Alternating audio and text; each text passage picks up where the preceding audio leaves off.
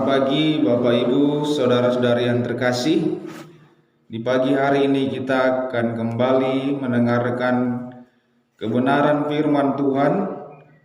Untuk itu mari kita mempersiapkan hati dan pikiran kita.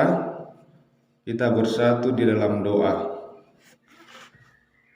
Bapa di surga, Bapa yang baik, yang mengasihi hidup kami sungguh bersyukur di hari ini Tuhan. Engkau sudah menyertai kami di dalam tidur kami sepanjang malam hari, hingga kami boleh terbangun saat ini, menikmati anugerah hari yang baru. Ya Bapa yang baik, sebentar kami akan mendengarkan kebenaran firman-Mu. Berbicaralah Engkau Tuhan kepada setiap kami, karena kami umat-Mu bersedia untuk mendengarkannya. Di dalam nama Tuhan Yesus Kristus kami sudah berdoa dan bersyukur kepadamu. Amin.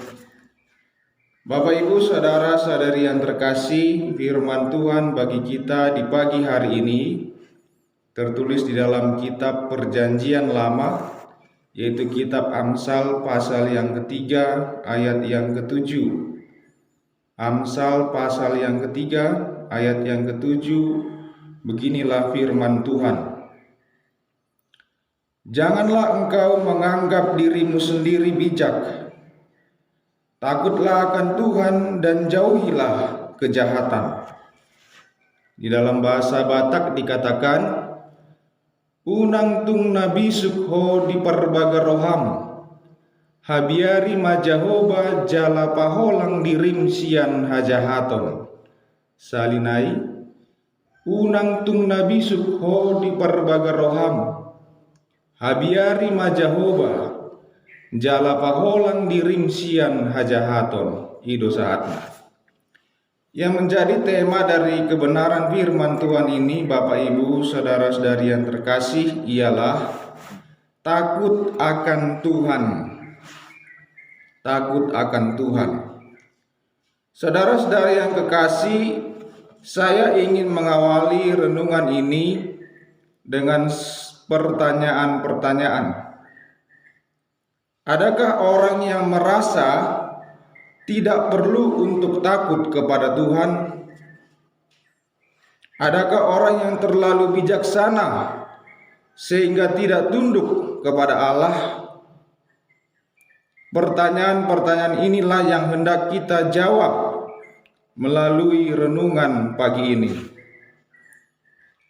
Oleh karenanya ada dua jawaban penting yang diberikan melalui kitab Amsal bagi kita. Yang pertama ialah, jangan engkau menganggap dirimu sendiri bijak.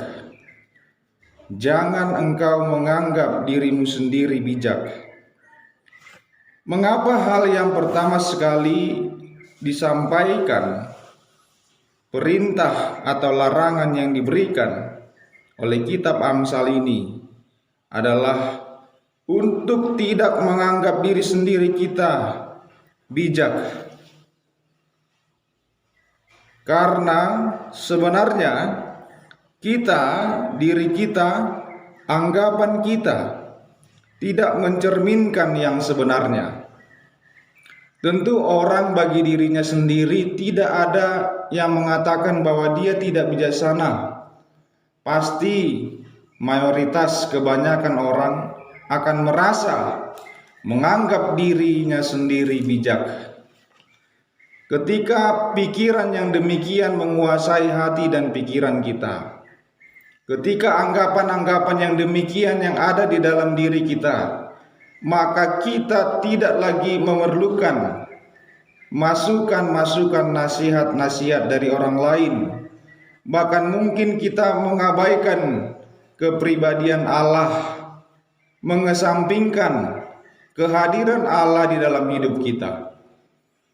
Ketika anggapan-anggapan yang seperti itu menguasai seseorang, siapakah yang bisa memberikan masukan kepadanya? Siapakah yang bisa memberikan saran kepadanya? Karena dia sendiri sudah menganggap dirinya bijak, maka tidak ada lagi nasihat-nasihat yang diperlukan. karena dia merasa dari dirinya sendiri dia mampu mengatasi segala sesuatu tanpa pertolongan Allah. Inilah sebenarnya yang diantisipasi oleh kitab Amsal. Inilah sebenarnya yang hendak diperingatkan dengan begitu tegas. Janganlah engkau menganggap dirimu sendiri bijak. Berapa banyak orang yang merasa demikian?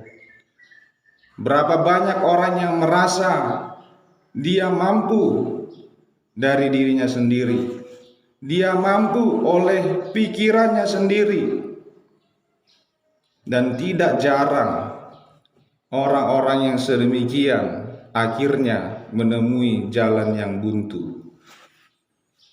Untuk itulah kitab Amsal beralih pada jawaban yang kedua.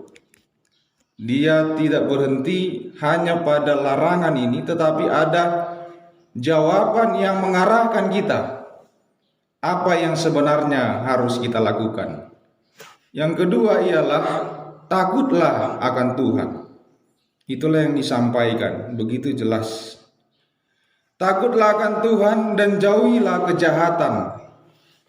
Maka sebenarnya hubungan orang yang merasa dirinya bijak, dia merasa mampu dari dirinya sendiri melakukan segala hal, tidak jarang dia pada akhirnya melakukan kejahatan karena dia merasa tidak ada yang perlu mengatur hidupnya, tidak ada yang perlu memperingatkan dia akan sesuatu yang baik dan buruk, sehingga bisa saja bahkan sangat besar kemungkinan melakukan hal-hal yang jahat. Tetapi jawaban yang kedua ini, ketika seseorang takut akan Allah, takut kepada Tuhan, takut yang dimaksudkan adalah hormat, tunduk, memberikan respek kepada Allah sebagai pencipta. Bukan takut kepada sesuatu yang mengerikan, tetapi takut di sini adalah respek sebagai ciptaan kepada Sang Pencipta. Oleh karenanya, ketika yang begitu dialami oleh setiap orang, ketika prinsip ini yang dimiliki oleh setiap orang yang percaya, maka sangat dimungkinkan dia akan dimampukan menjauhi kejahatan. Kita akan dimampukan sebagai orang-orang percaya ketika bersandar kepada Tuhan, mengandalkan Tuhan, takut kepada Allah, karena Allah yang menciptakan hidup kita. Maka Allah yang sama akan memampukan kita menjauhi hal-hal yang jahat, menjauhi hal-hal yang ditawarkan oleh dunia ini. Karena sekali lagi, kita tidak menganggap diri kita sendiri bijak. Kebijaksanaan yang kita miliki, hikmat yang kita miliki, pengetahuan yang kita miliki, seluruhnya berasal daripada Allah.